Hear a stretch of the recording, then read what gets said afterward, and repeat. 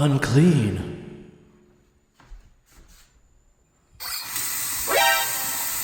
Unclean. Unclean. Unclean. Yes, clean.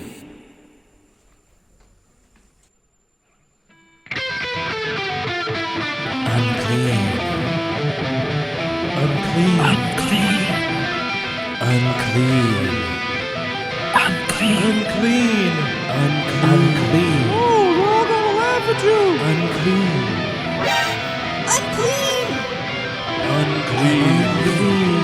Unclean. Unclean. Unclean. Unclean. Unclean. Seems like everybody's pretty concerned about keeping their hands clean these days, and that's a good thing. Hey there kids, it's your good buddy, Uncle Ben. But I think another problem we need to focus on is just how grubby our mitts sound when we pick up that guitar. Because whenever life returns to normal and we all get back out there and start playing music again, you're gonna get laughed right back into your coronavirus bunker if you go out there sounding all sloppy. And your only audience will be all those leftover toilet paper rolls. So in an effort to keep the world's hands clean and tidy, on today's lesson I'm gonna be showing you guys some of my favorite tips for improving the sound of your playing and cleaning it up in no time. This lesson is going to start off with some pretty basic stuff that will help your playing out no matter what skill level you are, and eventually we're going to get to some more advanced topics that are going to benefit more advanced players looking to improve the sound of their lead playing while, you know, tapping and sweeping and doing all that other stuff. So there's a little something for everybody here. Just consider this video your one-stop slop removal shop. If you guys are looking for some more ways to improve your playing and learn something new during these very trying times, I recommend you guys check out my Patreon page over at patreon.com/Ben Eller Guitars and start soaking up all the downloadable tabs, bonus lessons, backing tracks, and more. There's all kinds of goodies available to everybody over there, even just starting at the $1 a month level. So if you like this video, be sure to check out the Patreon page by clicking the link in the video description and signing up today. Thanks a bunch. Let's start off by talking about one of the most common sources of grimy noise for players across the world: noisy ass power chords.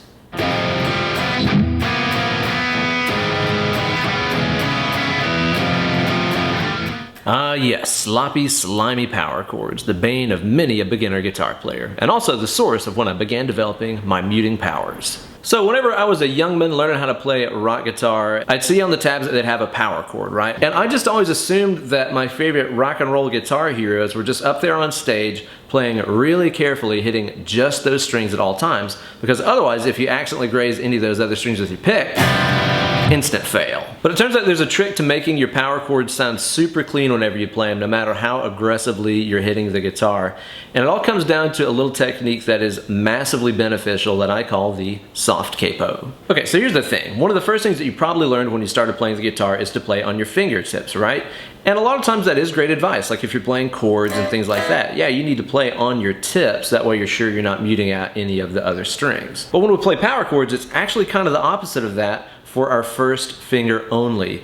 Instead of fretting on the very tip of the finger, like that right there, which would allow all this open string noise from my strings I'm not using in the chord, you should start fretting more on your finger print of your first finger, right? Notice these two fingers are still bent, they're curved to make the other two notes in the power chord, but the first finger here is fretting on its finger print. Again, move your fretting surface from the tip more to the print of the finger like that. What that's going to do is make your first finger lay across those other strings. Now just to be clear here, I am not barring the high strings. I'm not barring the top three strings of the guitar here. That would turn it into like a G minor chord, which is not what we're looking for here. I've just got the soft skin on the underside of my finger very lightly touching the G, B, and E strings. Again, they shouldn't sound like this. You shouldn't be getting notes out of it. It should just be dead strings. With this soft capo, it means that I'm gripping with the tip of the finger on the root note of the chord. Motorcycle, you're cool. So cool. And meanwhile, I've got the fifth and octave of the power chord fretted with these two guys. Now what that means is since I've got these high strings muted back here, I can just bash the absolute crap out of those strings and even alternate strum them and stuff. And it sounds like I have like godlike perfect aim where I'm only hitting these three notes and not hitting the high strings of the guitar. I'm gonna play through a series of power chords here on the guitar, and what I want you guys to notice is how my first finger never plays on its tip. Again, when it's on the tip, these strings can ring.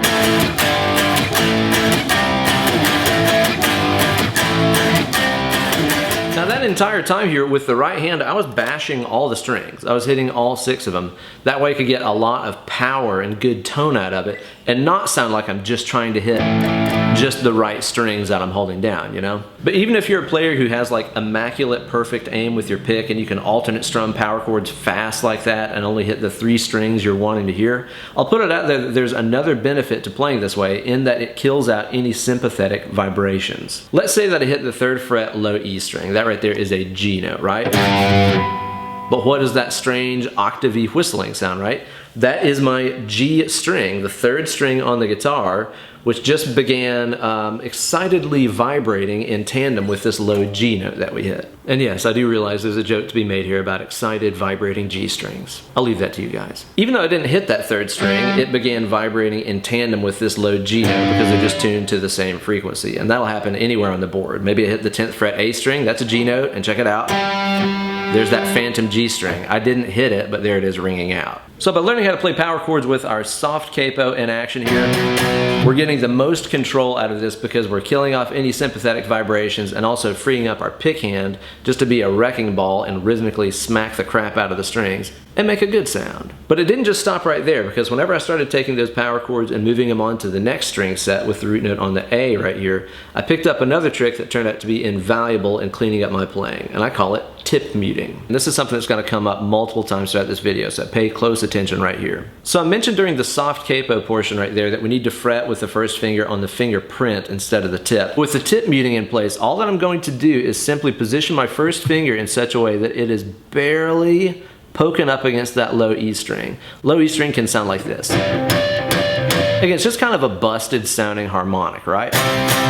But whenever you're striking that whole power chord and hitting the low E string, whether that be accidentally or on purpose, it's simply drowned out and you don't hear it at all. Keep in mind when I'm talking about poking that low E, I don't mean take your grip on the A string and push it up towards it like that. When you do that, you're gonna bend the string and sound super out of tune. So if you got yourself some filthy, nasty power chords in your life, you can clean them up by using this soft capo 1st finger technique with a dash of good old tip muting.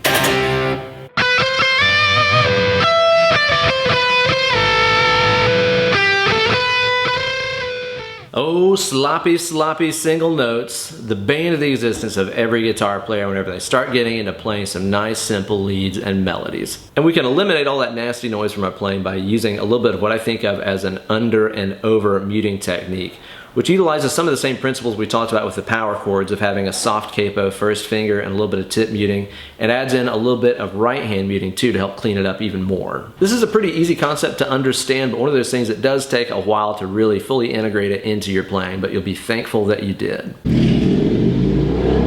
Me. Thanks, Mad Max. So let's say that I'm playing the G here on fret number 7. That is a D note. And again, with no muting or anything like that, whenever I hit that note, there's the D string ringing out sympathetically. Pain in the ass, right? So my first line of noise defense here is going to lie, once again, in the 1st finger, which is going to be fretting on the fingerprint, not the fingertip, okay? I'm fretting on the fingerprint. That way, the underside of the finger is muting out the B and high E string, so that kills those noises out in case I accidentally hit them with the pick. And I've also got that tip muting thing going on here too. Again, because I'm fretting on my fingerprint, that means the tip of my finger can very slightly be nudging up against that D string, killing out that sympathetic vibration, and also guarding it just in case I get a little frisky here with the pick. So if the left hand here is taking care of the strings that are under the one that we're playing right now, it's up to the right hand to mute out the strings that are over the one that we're playing right now. Ah yes, the works of Yahweh Mouse Meat. So what you'll notice about my right hand position here that I use whenever I'm playing single string lines like that is that it is resting on the strings over the one that is being played. Okay, so that line I just played was on the G string, right? So that means that the right hand here is moving forward past the bridge, kind of sitting a little bit in front of the bridge pickup on top of the strings over the one that I'm playing, which is the E, A, and D strings. Again, I'm not muting out the G. That guy's loud and clear. But I'm basically just sitting the fat part of my hand here on those low strings so that they can't possibly ring out. By simply moving that right hand forward onto the E, A, and D strings, in this case, it kills out that sympathetic vibration It makes it sound sparkling clean. Now this gets a little bit more complex whenever we play things like scale patterns that have us moving from string to string, right? Because basically as we're playing through something like let's say this A minor pentatonic scale, there's more and more opportunities for noise to arise. But this all kind of goes back to that progressive palm muting concept that I outlined in my Your Sweet Picking Sucks video like a million years ago. You're basically constantly moving the left and right hand up and down, progressively covering and uncovering the strings that are being played to keep this sounding as clean as possible. Let me give you an example. Whenever I'm playing on the low E string in that scale pattern, yeah, my right hand is actually kind of perched back here on the bridge post. Meanwhile, the left hand, soft capo, is muting everything past the low E. Whenever I change strings here and get onto the A string, you can see the soft capo went down. So now it's just muting everything, you know, above the A string in this case. And that's when my right hand here is gonna kind of come off of its perch and mute out that low E string. Again, it just kind of sounds like a chunky palm mute, but it's enough to keep that string from ringing out. Again, watch it in motion. I'm going to do that progressively more and more with every string that I travel to. So when I'm on that high E string, I have 5 strings of the guitar in my right hand. And what I just did right there is a good way to check and see if you're doing it right. Simply start playing through a scale, progressively muting more and more of the strings as you go. Stop, you know, just randomly stop, freeze frame. And then take your left hand here and pluck those strings and see if they sound muted. If they don't, you're not doing this right. And whenever we're descending down scale patterns, you'll notice how the left hand soft capo progressively creeps up more and more strings, while the right hand, you know, over muting, progressively reveals more and more of the strings that are about to be played. So just remember, anytime you're playing some single note lines through a scale pattern or maybe across a single string, engage this under-over muting technique where the soft capo of the fretting hand mutes all the strings under the string that's being played at the time, and the right hand is over here catching all the strings that are over the one that we're trying to play. So another problem that arises when we play with distortion on the guitar is that whenever our fingers come off of the strings, it's very easily to sound kind of an accidental pull-off to open. So for example, if I was playing this 7th fret A string right here and I simply take my finger off the note, you can hear it kind of sounded out the open A string right there. In order to fix this, I'm going to recommend a concept that I picked up in Scott Tennant's classical guitar method book called Pumping Nylon, which is a great classical guitar method book. In the book, Scott describes his process of fretting notes and getting off of the strings as being more like a full and empty method rather than an on and off idea. So here's what I mean. Let's take a note like the 3rd fret D string here. That's an F note, right? Now, to a lot of guitar players, especially novices and stuff, whenever they're done playing a note, they take their finger off of it, right? It's like they fret it, then they get away from it, which is what causes that open string pull-off crap like that. You could try to be very gentle, but still just simply the act of taking your finger off of the string with any kind of speed causes that open string pull-off. Yeah, the way that Scott recommends doing it is to think of it like this. Whenever you take your finger and fret down that note, imagine that it is filling with energy, like a life bar in a video game or something like that. It's full of energy as we fret it. Now, to get off the string, what I want you to do is think about emptying the energy out of that finger. Don't take your finger off of the string, just simply don't fret it anymore. Again, if this is full, think about emptying the energy out of it. Full and empty. Now you can hear whenever I do that emptying out, there's no open string pull off. Because what results in that whenever we empty the finger out is that it's kind of resting on the string, which kills out any vibration that you've put into it from picking it. This is also a great thing to practice if you have that kind of tendency to have flying fingers whenever you're playing through scale patterns and your fingers are kind of spazzing out like that.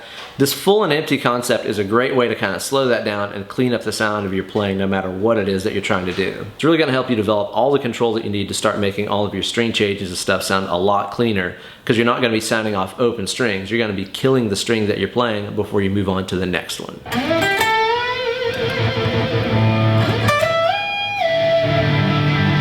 Ugh. Why is it that the coolest things that you can do on the guitar, like bending strings and shaking the ropes, have to be the absolute noisiest, hardest to control things in the world? See, the problem is whenever we take a note and bend it, even just a half step, like I'm on my 14th fret B string right here, whenever we bend that up a half step, our fingers automatically collide with the string that's above it, in this case our G, right?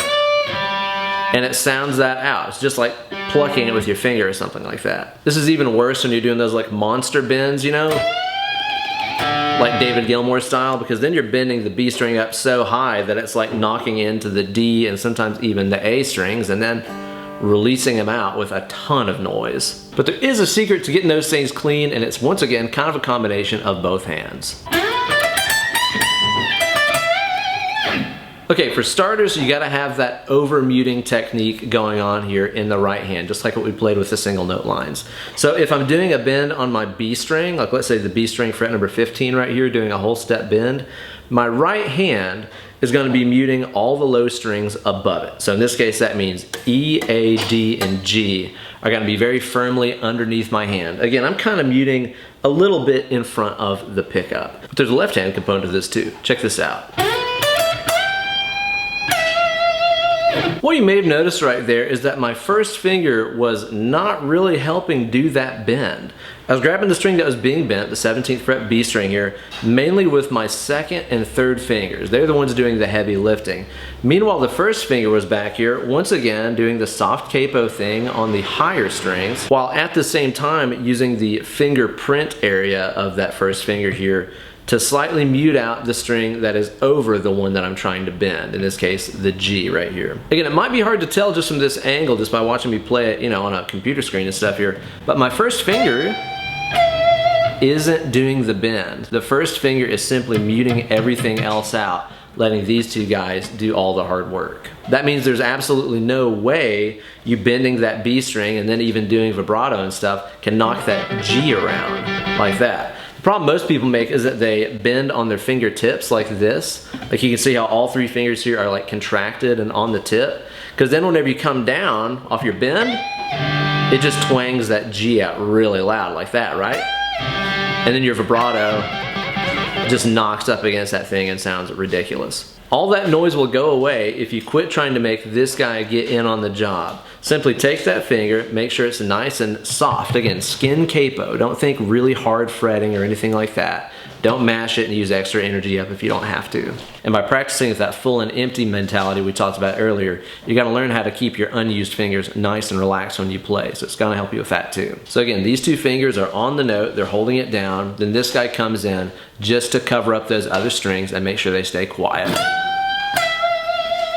Let's talk about one more thing about bending real quick, because there are times that you do the bend with your first finger. Eric Clapton did that all the time.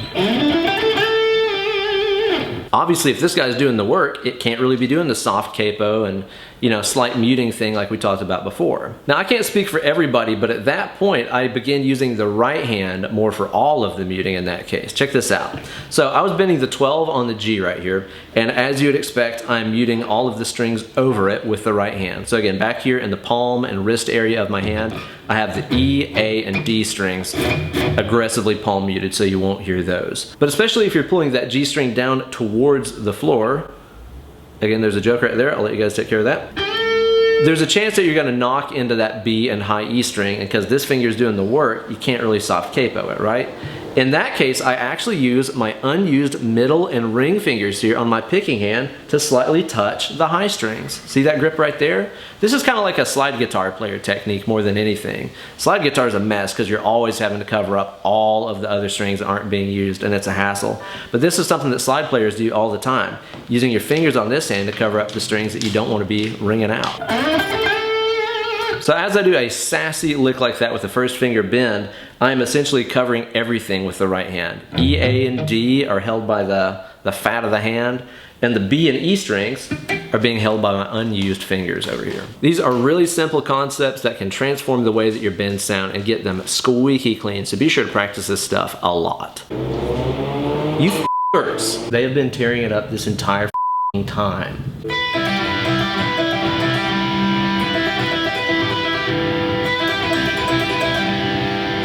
Cleaning up some terrible tapping is a bridge that many guitar player crosses whenever they decide to make that lofty leap into the world of Eddie Van Halen land. Once again, to clean this up, we're going to use a combination of soft capo, tip muting, and a little bit of that under and over approach. Let's say that I was tapping an arpeggio here on my third string, using frets 2 and 5 in the fretting hand and fret number 9 in the picking hand. First thing right out of the gate that you can see right there is that I'm not fretting on my fingertip. Again, when I fret on my first fingertip, these strings are free to ring. Whenever I fret on my fingerprint, it mutes them out for me. You can also see right there how the tip of that first finger is slightly bonking up against the D string.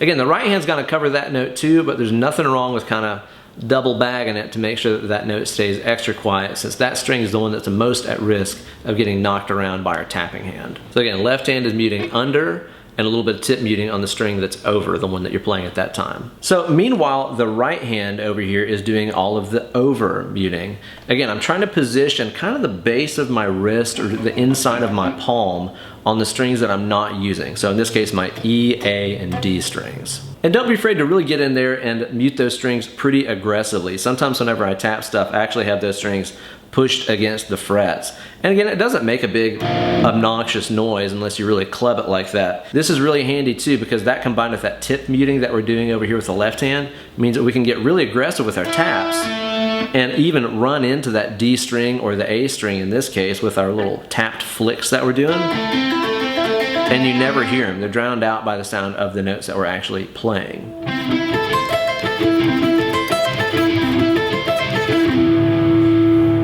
Yuck. Nothing makes me want to barf into the sink more than walking into Guitar Center and hearing some scrub kid playing some crappy arpeggios with horrible muting.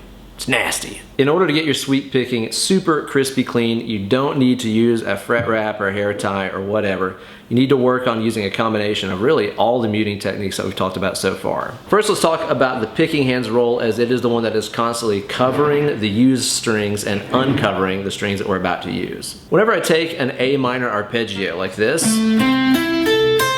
and play through it with a sweep going down, down, down, down, down, up, you can see here how the right hand is kind of diving forward through the strings. And keep in mind, there is skin on string contact going on back here the whole time. If you could hear just the right hand, it'd sound like that. Welcome to guitar ASMR. So whenever I start an arpeggio like that on the A string, the low E is already being muted back here by this hand resting on it. As I go to the D string, I collect the A string under the right hand too. Again, it should sound palm muted and kind of thuddy like that, just like the low E. Again, it's just progressively covering up every string as you go. So by the time I get to the high E string, I've got E, A, D, G, and B all collected in the right hand like that. Now whenever I'm descending down an arpeggio, the right hand has to basically get out the way that it came and uncover the strings that are about to be played. So whenever I start an arpeggio off from the high E string, again, I've got these 5 strings muted by the right hand.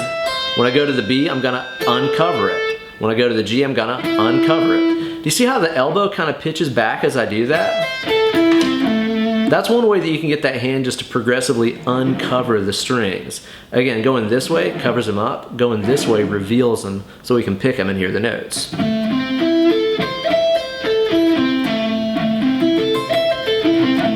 It takes a lot of practice to get that smooth, but it's worth it. As I play through an arpeggio like that, every finger is leaving its string using that emptying out concept.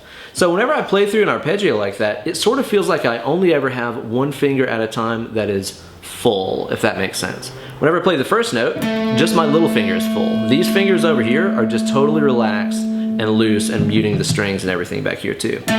Whenever I leave this to go to the D string, the middle finger fills up and the little finger empties out. I'm gonna empty it out as I go to my first finger. I'm gonna empty that out as I go to my second finger, which empties out as soon as I play my first finger again.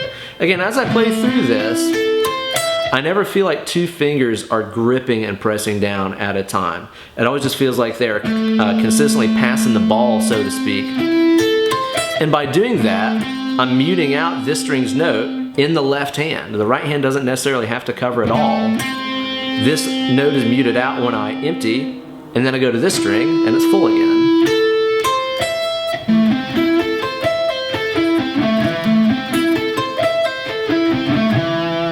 You'll notice right there too that that first finger is once again not really playing on its fingertip. It's playing more on the face. That way I can engage a little bit of that under muting, always keeping these higher strings muted out whenever possible. Again, you can solve so many of your noise problems if you just learn how to get used to fretting on the first finger print instead of the tip. It just lays that finger across the strings, keeps all the unused ones from ringing out. Well guys, I hope that that was a good informative lesson about how to keep your hands squeaky clean during these crazy times. Because after all, if we're all going to be locked in our houses and stuff here for a while waiting this thing out, you might as well use it as a great time to improve your guitar playing and emerge from your front door playing better than ever. Be sure to like this video and subscribe to my channel for new content coming at you every single week. And if you want to help support my channel, be sure to visit that Patreon page at patreon.com/Ben Eller Guitars. So I wish you guys luck using those tips to clean up your guitar playing. Stay healthy, wash those damn hands, get away from the computer and go play some guitar. Less clicking, more picking.